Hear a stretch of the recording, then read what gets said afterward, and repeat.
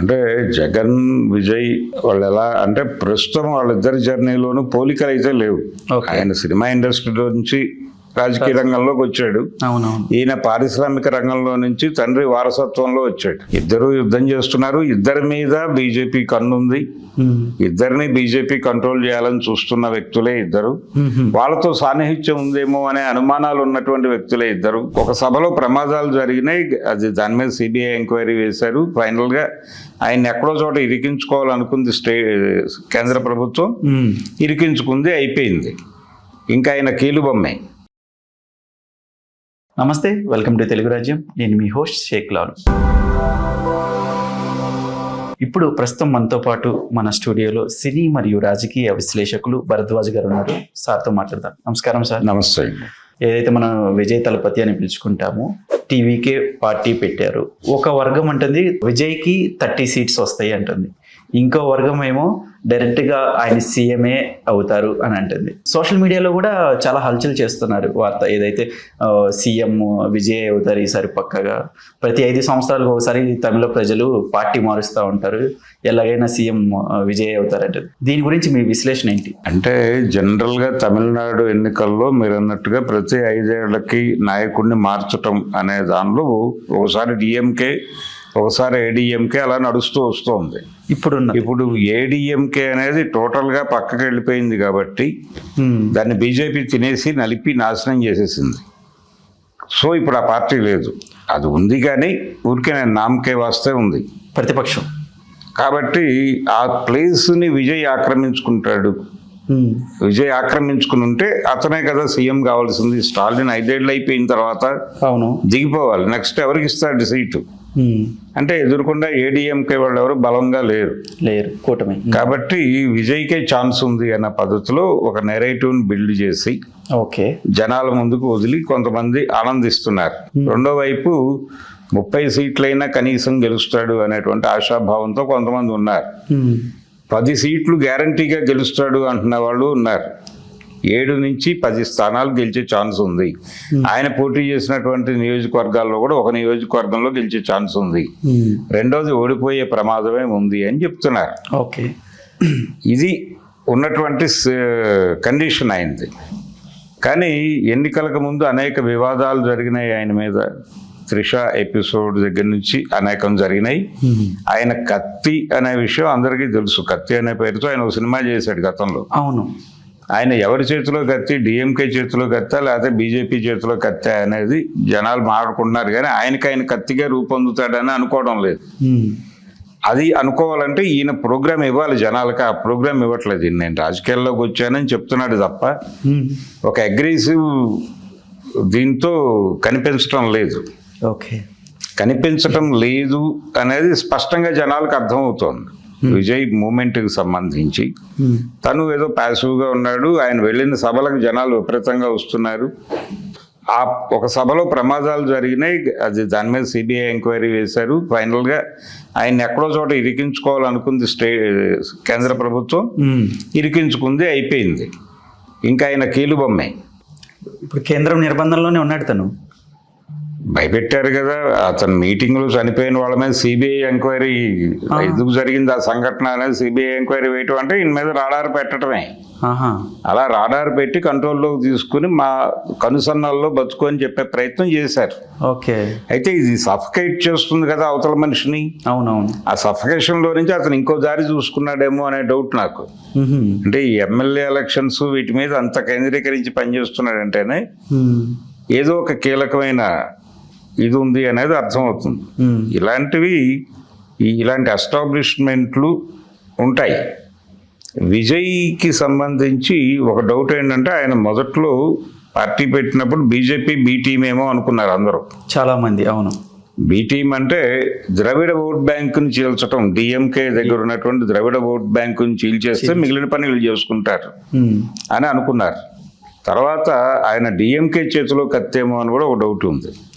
అంటే ప్రభుత్వ వ్యతిరేక ఓటు సాలిడ్గా బీజేపీకో లేకపోతే ఏడీఎంకో వెళ్లకుండా ఈయన కంట్రోల్ చేస్తాడు. కొంత తన వైపుకు లాక్కోవడం ద్వారా వాళ్ళని వీక్ చేసి తనకి గెలిచే అవకాశం కల్పిస్తాడు మళ్ళీ. ఎవరికి? స్టాలిన్కి. అందుకని స్టాలిన్ చేతిలో కత్తా లేకపోతే బీజేపీ చేతిలో కత్తా. బీజేపీ చేతిలో కత్తి అంటే పవన్ కళ్యాణ్ అని అర్థం. ఇక్కడ డిఎంకే చేతిలో కత్తి అంటే చిరంజీవి అని అర్థం. ఓకే. అంటే చిరంజీవి గారు గతంలో వైఎస్ రాజశేఖర రెడ్డిని గెలిపించిన చరిత్ర ఉంది. ఇలాగే ప్రజారాజ్యం అనే పార్టీ పెట్టి అక్కడ ఆయన జరిపిన వ్యవహారంలో ఆయన గెలిచిన సీట్లు తక్కువైనప్పటికీ ఆయన గెలిపించింది మాత్రం వైఎస్ రాజశేఖర రెడ్డిని. అంటే ప్రభుత్వ వ్యతిరేక ఓటుని చీల్చి గెలిపించారండి. చీల్చడం ద్వారా ఆయన వైఎస్ రెండోసారి ముఖ్యమంత్రి కావడానికి సహకరించాడు. అవునవును. నిజానికి ఇంకొక కోణంలో చూస్తే రాజశేఖర రెడ్డి మరణానికి చిరంజీవి కారణం అనుకోవచ్చు. ఓకే. అంటే ఈయన అలా పార్టీ పెట్టకపోయి ఉంటే ఆయన ఓడిపోయి ఉండేవాడు, హాయిగా ఇంట్లో కూర్చుని ఉండేవాడు. ఆ హెలికాప్టర్ ప్రమాదం జరిగి ఉండేది కాకపోవచ్చు. ఓకే. అలా బతుకుండేవాడు. కానీ వెళ్ళాడు చనిపోయాడు. సరే, జరిగిపోయింది. అవును. అయితే చిరంజీవి గారు ఆ రోజున పార్టీ పెట్టడం వలన వచ్చినటువంటి గెలుపు అది. ఓకే. అంతే తప్ప ఆయన పరిపాలన చూసి ఇచ్చిన జడ్జిమెంట్ ఏం కాదు. కానీ అలా క్లెయిమ్ చేసుకున్నాడు ఆయన. ఓకే. ఇది మేజర్ గొడవ. అందుకని ఎవరి చేతిలో కత్తి, అతను చిరంజీవి అవుతాడా పవన్ కళ్యాణ్ అవుతాడా? పవన్ కళ్యాణ్ అంటేనేమో బీజేపీ చేతిలో కత్తి. అవును. చిరంజీవి అంటేనేమో ప్రస్తుతం ఉన్నటువంటి ఉనికిలో ఉన్నటువంటి ప్రభుత్వ అధినేత డిఎంకే స్టాలిన్, ఆయన చేతుల్లో కత్తి. ఎవరి చేతిలో కత్తి అనేది రేపు ఓటర్లు చెప్తారు. ఓకే. నేరుగా ఆయన తనకు తాను సీఎం అభ్యర్థిని అన్నట్టుగా ఎక్కడా చెప్పలేదు. తను ప్రభుత్వాన్ని ఫామ్ చేయబోతున్నాను, ముఖ్యమంత్రి కాబోతున్నాను, ఇలాంటి మాటలు ఆయన ఎప్పుడు. అంటే డౌట్ ఉండే చెప్పలేదంటారా? ఒక రకమైన డౌట్ ఉందా లేదా అనేది పక్కన పెడితే ఒక డిప్లొమసీలో వెళ్ళాడు. ఓకే. ఆ డిప్లొమసీతోనే ఉన్నాడు ఎప్పటికీ. సో ఆయన ఏం చేస్తాడు అనేది చిన్న కన్ఫ్యూజన్ ఉంది. 4వ తారీఖు అది పటాపంచలు అయిపోతుంది. అవును, పటాపంచలు అయిపోతుంది. హ్యాపీగా ఎవరు ఏమిటి అనేది క్లారిటీ వస్తుంది. ఎవరు ఎన్ని స్థానాలు గెలిచారు, ఈయన 2 చోట్ల పోటీ చేసినట్టున్నాడు. ఒక చోట గెలిచి ఒక చోట ఓడిపోయే అవకాశం ఉంది విజయ్. ఇది ఇప్పటి వరకు ఉన్న సర్వేల ప్రకారం. అది మారితే మారచ్చు కూడా. ఇది పరిస్థితి. ఇది ప్రమాదకరమైనటువంటి సిచ్యువేషన్. ఓకే. సో ఇది ఎలా ఉంటే, ఏదైతే విజయ్ ర్యాలీకి వెళ్ళినప్పుడు, ఎలక్షన్స్ అంటే వీళ్ళు ప్రచారం చేస్తున్నప్పుడు ఒక అభిమాని జగన్ ఫోటోని ఇచ్చారనమాట. ఇస్తే వాళ్ళిద్దరు కలిసి ఉండే, మొన్న పెళ్లిలో కలిసి ఇస్తే అది విజయ్ పైకి చేతిచ్చి చేతులు లేపి ఇలా చూపించాడు అనమాట. సో దీన్ని మనం ఏ రకంగా అర్థం చేసుకోవచ్చు? విజయ్ జగన్ బాండ్ ఎలా ఉంటుంది? అంటే జగన్ విజయ్ వాళ్ళు ఎలా అంటే, ప్రస్తుతం వాళ్ళిద్దరి జర్నీలోనూ పోలికలు అయితే లేవు. ఆయన సినిమా ఇండస్ట్రీలో నుంచి రాజకీయ రంగంలోకి వచ్చాడు. ఈయన పారిశ్రామిక రంగంలో నుంచి తండ్రి వారసత్వంలో వచ్చాడు జగన్మోహన్ రెడ్డి. అందుకని వాళ్ళిద్దరికి ఎంట్రీ లెవెల్లో ఇదేం లేదు, పోలికలు ఏం లేవు. కానీ ఇద్దరు యుద్ధం చేస్తున్నారు. ఇద్దరి మీద బీజేపీ కన్నుంది. ఇద్దరిని బీజేపీ కంట్రోల్ చేయాలని చూస్తున్న వ్యక్తులే ఇద్దరు. వాళ్ళతో సాన్నిహిత్యం ఉందేమో అనే అనుమానాలు ఉన్నటువంటి వ్యక్తులే ఇద్దరు కూడా. ఇన్ని రకాల పోలికల మధ్య వాళ్ళ మధ్య తేడాలు కూడా ఉన్నాయి. ఇది ఏదో ఒక ఈవెంట్ సందర్భంగా దిగిన ఫోటో తప్ప పొలిటికల్ ఐడియాలజీ వాళ్ళిద్దరిది ఒకటే అని కూడా చెప్పలేము. ఈయనది వేరు, ఆయనది వేరు. ఏదైనా ఒక మూల సూత్రం దగ్గర కలవచ్చేమో కానీ వాళ్ళు కాన్షియస్ గానే వ్యతిరేకంగా ఉన్నారు ఒకరికొకళ్ళు. అందుకని వాళ్ళిద్దరు కలిసి ఏదో చేస్తారనేది నేను అనుకోవడం. కలిసి కాదు, ఇక్కడ ఆయనకి ఏదో ఇన్ఫ్లుయెన్స్ ఉంది జగన్ నుంచి అనుకోవడానికి కూడా అవకాశాలు లేవు. ఇక్కడ ఏంటంటే అసలు ఆ ఫోటోని ఎందుకు ఇలా పైకి, అంటే తమిళనాడులో తెలుగు ప్రజలు ఉన్నారండి, తెలుగు ఓటర్లు ఉన్నారు. వాళ్ళలో ఆయన బ్యాచ్ కూడా ఉంటుంది కదా సహజంగా. రెడ్లు కూడా ఉంటారు కదా.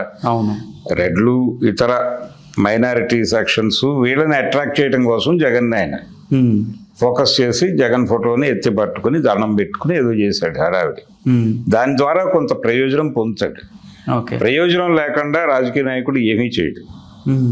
ఇది గుర్తుపెట్టుకుంటే ఏదో జరగబోతోంది ప్రయోజనం అనేది అర్థం అవుతుంది. ధన్యవాదాలు. Thank you. హలో, తెలుగు రాజ్యం ఛానల్ చూస్తున్నారా? సామాజిక రాజకీయ జీవన చిత్రణే తెలుగు రాజ్యం. అతిశయోక్తులు అసత్యాలు ఉండవు. రాజకీయ కోణం కాదు, ప్రజా కోణమే కొలబద్ద. తెలుగు రాజ్యం వీక్షణ మీ ఉత్తమ అభిరుచికి నిదర్శనం.